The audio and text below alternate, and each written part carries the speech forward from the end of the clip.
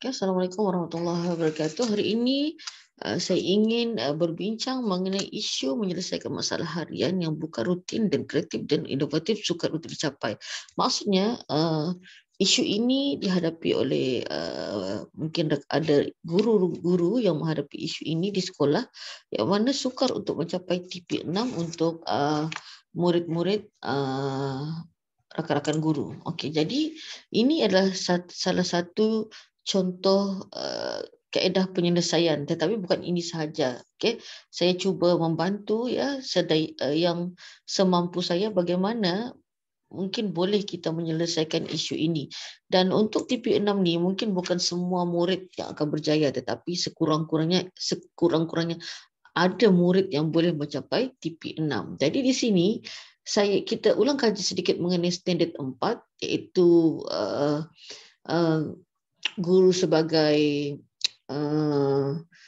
di dalam standard 4 ni kita ada 6 aspek, iaitu guru sebagai perancang ada 10%, guru sebagai pengawal kita ada proses pembelajaran, suasana pembelajaran 10 tambah 5, 15, guru sebagai pembimbing 15, dan di sini di mana letaknya cerita kita ini hari ini adalah di guru sebagai pendorong. Jadi di sini kita akan nampak dia terletak di kawasan guru sebagai pendorong minda. Ya. Kalau kita nampak guru sebagai pendorong minda di sini 25% merangsang murid berkomunikasi, mengemukakan soalan, menjurus ke arah pemikiran kreatif, kritis dan membuat keputusan, menyelesaikan masalah, mewujudkan peluang. Maksudnya di sini kemahiran secara kendiri. Di situ terletaknya cerita mengenai murid ini ya.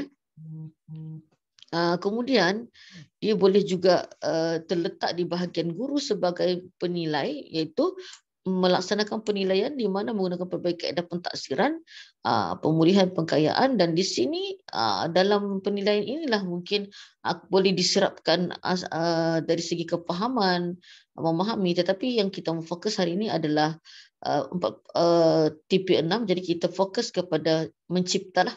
Okey, TP6 ni di tahap mencipta dan akhirnya melibatkan guru murid sebagai pembelajar aktif 20%. Okey, 20%. Di sini kita tengok di mana boleh mengaitkan isi pelajaran dengan kehidupan seharian. Itu yang paling penting lah. Okey, seterusnya. Kalau kita tengok dalam standard 4 itu sendiri, 4.1, menggalakkan mengemukakan soalan. Itu yang sangat penting ya, menggalakkan murid mengemukakan soalan, menggalakkan murid memperolehi pengetahuan dan kemahiran secara kendiri. Kemudian di sana memberi respon yang menjurus ke arah pemikiran kritis dan kreatif berkaitan isi pelajaran. Maksudnya jika murid ini berjaya mencipta, ini semua akan dipenuhi. Sebab pencipta ini menyeliputi pemikiran kreatif, kritis, membuat penyelesaian masalah, mewujudkan peluang murid itu untuk memimpin. Semua ada di situ jika murid itu berjaya menyelesaikan TP6. Okay. Jadi bagaimana untuk mencapai TP6? Okay, TP6.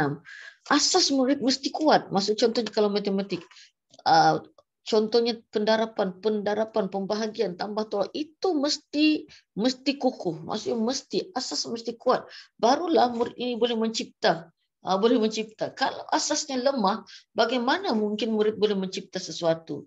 Dan PBD yang dilaksanakan mestilah mantap. Maksudnya aktiviti yang dilaksanakan mestilah mantap, mestilah dirancang, dan guru sentiasa menambah nilai kemahiran menyoal. Kita sebagai seorang guru harus menambah ilmu pengetahuan kita, bagaimana kita menyoal di dalam kelas, bagaimana cara kita menyediakan PBD yang berkualiti, dan murid mestilah untuk mencapai TP6 mestilah ada tahap mencipta. Maksudnya tahap kognitif murid mesti sampai ke tahap yang mencipta. Dan yang paling penting ingin saya ulang adalah mesti asasnya kuat. Contoh macam matematik, asasnya mesti kuat. Sama juga macam mengarang contohnya. Asasnya mestilah dia pandai membaca, pandai menulis, barulah dia boleh mencipta karangan. Itu contoh. Sama macam subjek-subjek yang lain. Jadi apa? Okey, jadi untuk tahap mencapai TP6 ni, dia terletak di mencipta. Jadi mencipta ni apa? Okey. Mencipta, mereka, mengarang, meramal, merancang, membina, mereka bentuk, mengembang, imajinasi, menyusun, menjana, mencipta formula. Itu semua yang dikatakan sebagai mencipta. Ini contoh-contoh soalan. Adakah anda boleh mencipta? Mengapakah anda tidak mengarang sebuah lagu? Apakah anda melihat penyelesaian, okay? Dan banyak lagi di sini ya.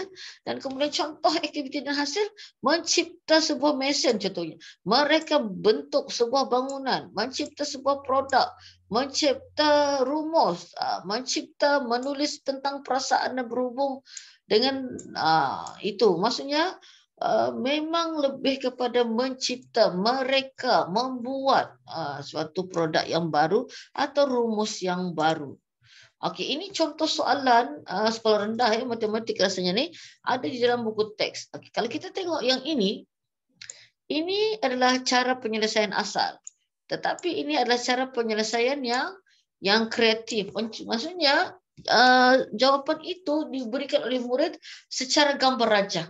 Jadi maksudnya jika murid berjaya menghasilkan sesuatu kaedah atau sesuatu mencipta sesuatu yang lain daripada yang apa yang kita tunjukkan, maksudnya kita telah berjayalah memandu murid, membimbing murid untuk mencapai tahap mencipta. Jadi saya harap penerangan saya hari ini dapatlah membantu serba sedikit. Sekian, kita berjumpa lagi mungkin di video yang lain. Terima kasih semua.